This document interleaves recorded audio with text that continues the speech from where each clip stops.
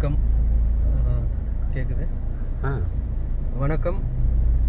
நான் தற்போது வாழப்பாடி பகுதியில், அதாவது கள்ளக்குறிச்சி பாராளுமன்ற தொகுதிக்கு உட்பட்ட வாழப்பாடி பகுதியில் காங்கிரஸ் கட்சியினர் சார்பாகவும் தோழமை கட்சியினர் சார்பாகவும் திமுகவின் வேட்பாளர் திரு மலையரசன் அவர்களுக்கு வாக்குகளை சேகரித்து வருகிறோம்.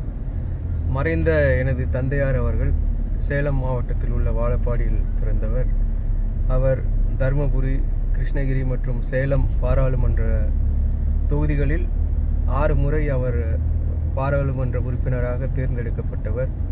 மத்தியில் அமைச்சரவையிலும் திரு நரசிம்மராவ் அவர்களுடைய தலைமையிலான அமைச்சரவையில் தொழிலாளர் நலத்துறை அமைச்சராக பணியாற்றியவர்.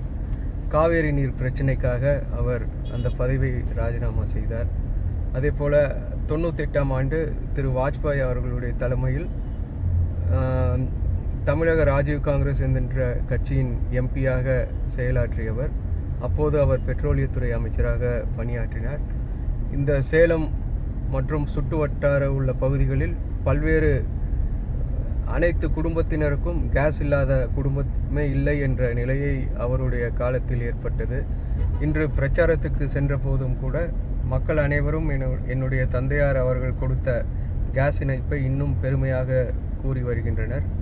அதே போல் இந்த தேர்தலில் தமிழக அரசு செயல்படுத்தி வரும் பெண்களுக்கான 1000 ரூபாய் உரிமை தொகை திட்டம், அதே போல் காலை உணவு திட்டம், இலவச பஸ் பயணம் போன்ற திட்டங்கள் எல்லாம் மக்களிடையே வெகு சிறப்பாக சென்றடைந்திருக்கிறது. காங்கிரஸ் கட்சியின் தேர்தல் அறிக்கையில் குறிப்பிடப்பட்டுள்ள பெண்களுக்கு ஒரு குடும்பத்தில் உள்ள ஒருவருக்கு வருடந்தோறும் 1 லட்சம் ரூபாய் கொடுக்கப்படும் என்ற தேர்தல் அறிக்கையும், அதே போல் மாணவர்களுக்கு கல்வி கடன் ரத்து செய்யப்படும், வேலையில்லா இளைஞர்களுக்கு 1 வருடம் வேலை வாய்ப்பு பெற்றிட அவர்களுக்கு அப்ரெண்டிஸ் ட்ரைனிங் மற்றும் அவர்களுக்கு ஊக்கத்தொகையாக வருடத்திற்கு 1 லட்சம் ரூபாய் போன்ற திட்டங்கள் எல்லாம் மக்களிடையே சிறப்பாக சென்றடைந்துள்ளது.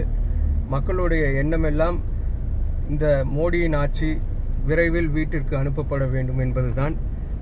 மத்தியிலும் தமிழகத்திலும் நல்லாட்சி கொடுத்திட இவர்கள் ராகுல் காந்தி தலைமையில் மத்தியில் நல்லாட்சி தர வேண்டும் என்ற எண்ணத்தில் மக்கள் அந்த மனநிலைக்கு வந்துள்ளார்கள்.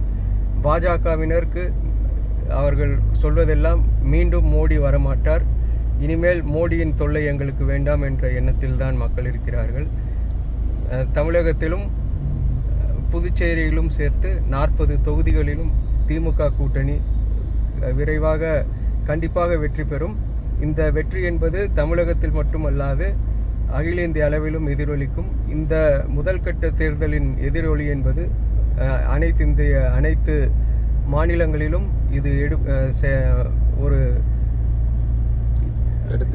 எடுத்துக்காட்டாக அமையும், எதிரொலிக்கும். இந்த அதாவது தேர்தலுக்கு பின் வருகின்ற கருத்து கணிப்பெல்லாம் இங்கு எப்படி 40க்கு 40 திமுக கூட்டணிக்கு கிடைக்கும் என்ற கணிப்பு வருகின்றதோ, இந்த கணிப்பு என்பது அகில இந்திய அளவில் எதிரொலித்து இந்தியா கூட்டணி வெற்றி பெறுவதற்கு மிகுந்த சிறப்பாக இருக்கும் என்பது என்னுடைய கருத்து.